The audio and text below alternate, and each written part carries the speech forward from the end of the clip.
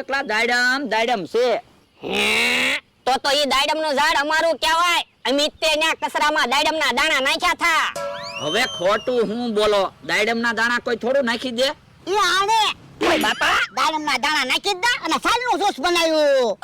હે એટલે તે દાડમ ના દાણા ન્યા નાખ્યા હતા? હા તો ઈ દાડમ નું ઝાડ તમારું કહેવાય. હા દાદા હાલો ને દાડમ લઈ આવી. હાલ હાલો હું આવું. હે હાસો હું હમણાં તો અહીંયા કાઈ નહોતું, અત્યારે તો દાડમ નું ઝાડ છે અને દાડમ છે. આવો હાલો દાડમ લઈ લેવી. ઉભા રહ્યો. હાસુ કયો સવાને કચરો તમે જ નાખ્યો ને? હા તો હમણાં તો તમે ખોટું બોલતા હતા ને.